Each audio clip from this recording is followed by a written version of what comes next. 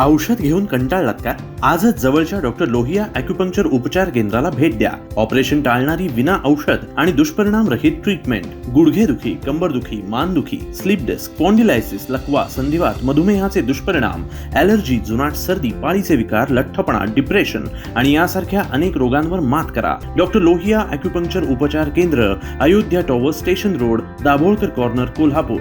मला विकास कामात कधीच समाधान मानण्याची सवय नाही. कुडाळमध्ये साकारलं जाणारं नमो उद्यान हे महाराष्ट्रात सर्वोत्तम ठरलं पाहिजे. या स्पर्धेत पहिल्या क्रमांकाचं 5 कोटी रुपयांचं पारितोषिक आपल्याला मिळालंच पाहिजे. त्यापेक्षा कमी मला काही मान्य नाही, अशा स्पष्ट आणि आक्रमक शब्दात आमदार निलेश राणे यांनी कुडाळ नगरपंचायत प्रशासन आणि लोकप्रतिनिधींचे कान टोचले. पाहूयात. नमो उद्यान या हेडखाली आजचं भूमिपूजन संपन्न झालं. सन्माननीय नरेंद्रजी मोदी साहेबांचा 75वा वाढदिवस आणि एक संकल्पना सन्माननीय उपमुख्यमंत्री एकनाथ साहेब शिंदे यांनी ही महाराष्ट्रभर राबवली आणि त्याच संकल्पनेचा एक भाग म्हणून आज आपण इथे भूमिपूजनाच्या कार्यक्रमासाठी सगळे इकडे एकत्रित झालेलो आहोत. 1 कोटी निधी या उद्यानासाठी महाराष्ट्र शासनाने आपल्याला दिलेला आहे. पहिलं पारितोषिक 5 कोटीचं आहे, दुसरं 3 कोटीचं आहे आणि तिसरं 1 कोटीचं आहे. नगराध्यक्षांच्या आणि CO साहेबांच्या भाषणानंतर मला त्यांना एवढीच विनंती करायची आहे की काही करून ते 5 कोटी आपल्याला मिळाले पाहिजे. ते मला माहीत नाही कसं कराल ते, कारण ऐकून घ्यायची सवय नाही आपल्याला. नगराध्यक्ष मॅडम त्यांच्या मनोगतात बोलले, तिघांपैकी एक, अजिबात नाही, एकच. ते पहिल्या क्रमांकाचं बक्षीस आपल्याला पाहिजे. CO साहेब आपण या विषयाची दखल घ्यावी आणि ते 5 कोटी रुपये आपल्याला कसे मिळतील त्यासाठी जे काय मेंटेनन्स करावं लागेल तो आपल्याला करावंच लागेल. त्यासाठी मी तुम्हाला शुभेच्छा देतो. मी विशेष आभार सन्माननीय सिंधुदुर्ग जिल्ह्याचे पालकमंत्री श्री नितेश राणे यांचेही मानतो. आज खरं तर ते या कार्यक्रमाला येणार होते पण काही कारणाने येऊ शकले नाही. हे नमो उद्यान कुडाळमध्ये व्हावं यासाठी सन्माननीय नितेश राणे यांनी विशेष प्रयत्न केले. त्यासाठी मी मनापासून त्यांचे आभार व्यक्त करतो.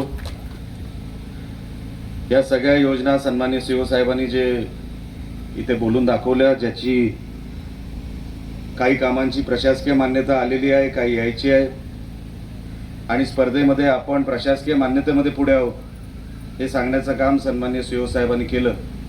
आज स्टेजवरूनच मला लक्षात आलं, जेव्हा राणेंचे कार्यक्रम होतात, BJP आणि शिवसेनेचे कार्यक्रम होतात, तर स्टेज पण त्याच दर्जाचा लागतो. CO साहेब, आपण याची काळजी घ्यावी.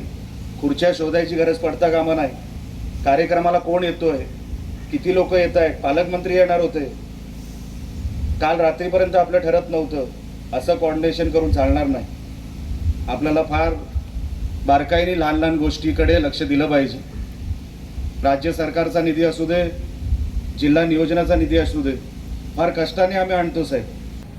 हे उद्यान होणारच आहे.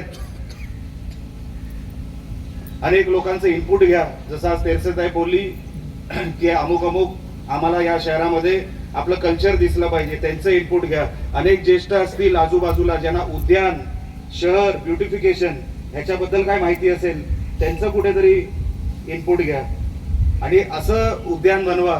ते नुसतं बनवण्यासाठी 1 कोटी रुपये आलेत म्हणून बनवू नका. हे माझं काहीतरी आहे, ही माझी प्रॉपर्टी आहे. माझी म्हणजे वैयक्तिक, तुमची नाही, ह्या शहराची प्रॉपर्टी आहे. असं करून हे उद्यान उभं राहिलं. 100% ते 5 कोटीचा निधी हा आपलाच आहे, लक्षात ठेवा महाराष्ट्रामध्ये. पण ते इकडून आलं पाहिजे, मनाने आलं पाहिजे. नुसतं वरवरती साहेब आम्हाला अमुक निधी द्या असं सांगून होत नसतं साहेब.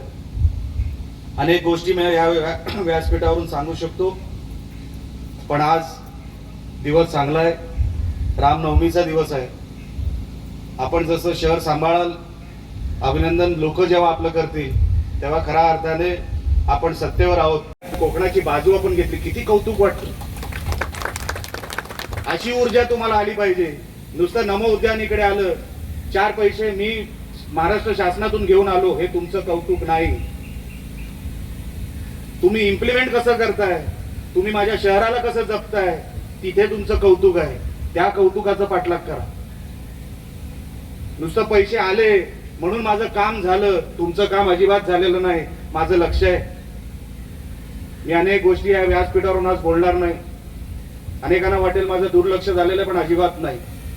तुम्हाला टीम मेंबर, टीम लीडर म्हणून इकडे बसवलेलं आहे. आपला अधिकार आहे म्हणून नाही. आज तुम्ही बसलेला आहात तर सगळ्यांना तुम्हाला शिरसाटांना धरून, कुठे ते शिरसाट आहे बघा, यांना धरून लोकांनी त्यांनाही निवडून दिलेलं आहे. त्यांच्याही कुठल्या अडीअडचणी असतील, त्यांची कुठली कामं असतील, आणि बीजेपी तर आपलाच पक्ष आहे. अजिबात नाही. कुठेही त्याच्यामध्ये तडजोड होता कामा नाही. जो निधीचा वाटप आपल्याला होतो तसाच निधीचा वाटप प्रत्येक नगरसेवकाला झाला पाहिजे, एवढं आपण लक्षात ठेवा. कुठेही कमी जास्त होऊ देऊ नका, तक्रारी येऊ देऊ नका. शेवटचे काही महिने आहेत पुढची निवडणूक लागायला, तर त्याच्यासाठी आपण दिवस रात्र मेहनत करावी. या शहराला जपावं.